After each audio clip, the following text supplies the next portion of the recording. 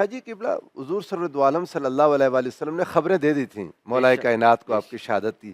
آپ خود کہتے تھے والذی فلق النسم وبرأ النسمہ، فلق الحبۃ وبرأ النسمہ، دو قسمیں اٹھائیں آپ نے. لعاہد الی النبی صلی اللہ علیہ وسلم، آقا نے فرمایا تھا مجھے لتحدبن ہذہ من ہذہ، کہ یہ داڑھی مبارک سر کے خون سے تر ہوگی. اور آخر میں آپ کے حالات یہ ہو گئے تھے، میں اس بات کو بھی پڑھ کے روتا ہوں. مولا کائنات ممبر پر بیٹھ کے کہتے ہیں وہ بدبخت کہاں ہے جس کی مجھے آقا نے خبر دی تھی. یعنی ان حالات سے گزرے مولا کائنات اس امت کی خاطر. رسول اللہ کے بعد اگر سب سے زیادہ کسی کو ستایا گیا وہ مولا کائنات مولا علی المرتضیٰ. اور پروفیسر صاحب اس آپ کے سوال طائف ثانی چلا ہے. اور دیکھیں یہ ہسٹوریکل بات ہے کہ مولا علی علیہ السلام پر اتنے کرائسس ٹوٹے.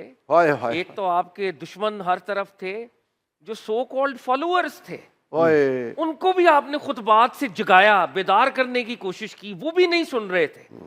Kufa had become a total chaos.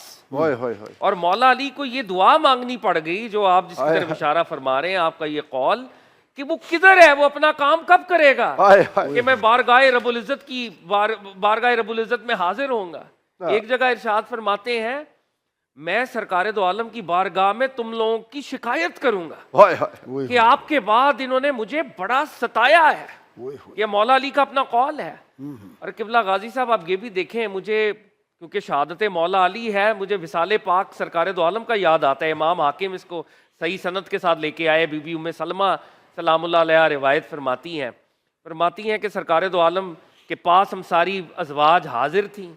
آقا ظاہری طور پر ایک وہ بیماری کا معاملہ تھا، تو اس وقت بار بار ارشاد فرما رہے ہیں علی کدھر ہے. بی بی سیدہ فاطمہ تو زہرا موجود ہیں اور انہوں نے آپس میں خواتین کے ساتھ کانورسیشن کی کہ لگتا یوں ہے کہ سرکار دو عالم نے علی المرتضیٰ کو کوئی ذمہ داری لگائی ہے، اس لیے بار بار پوچھ رہے ہیں کہ وہ کام ہوا یا نہیں ہوا.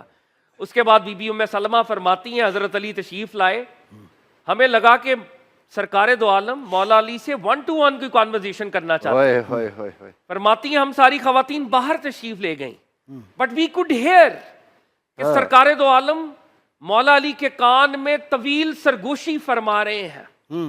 وہ طویل سرگوشی فرمائی اور بی بی ام سلمہ فرماتی ہیں وہ آخری کلام تھا تو سرکار دو عالم صلی اللہ علیہ وآلہ وسلم نے کسی فرد کے ساتھ کیا.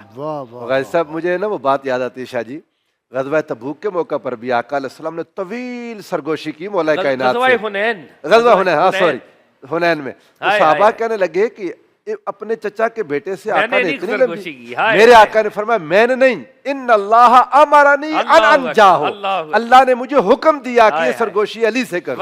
سبحان اللہ. سیدہ ام سلمہ کی بات بھی پھر کر دینا کہ بلا کے ایک صحابی کو کہا تم حضرت علی کو گالیاں دیتے ہو، کریں کہ تم سرکار دو عالم پر نعوذ باللہ سب و شتم کرتے ہو. استغفر اللہ. شام سے لوگوں نے کہا کہ استغفر اللہ، ہم تو یہ سوچ بھی نہیں سکتے، متصور نہیں ہو سکتا. فرمانے لگی سرکار دو عالم نے فرمایا تھا جو علی پر سب و شتم کرتا ہے وہ مجھ میں سب و شتم کرتا ہے. من سب علی فقط سبانی. اب سب کا جو مرضی ترجمہ کر لیں، بے شک جو ترجمہ کر لیں، اس کو اختلاف کہہ لیں ہلکے سے ہلکا، لیکن مولا علی پر جو انگلی اٹھے گی وہ رسول اللہ پر.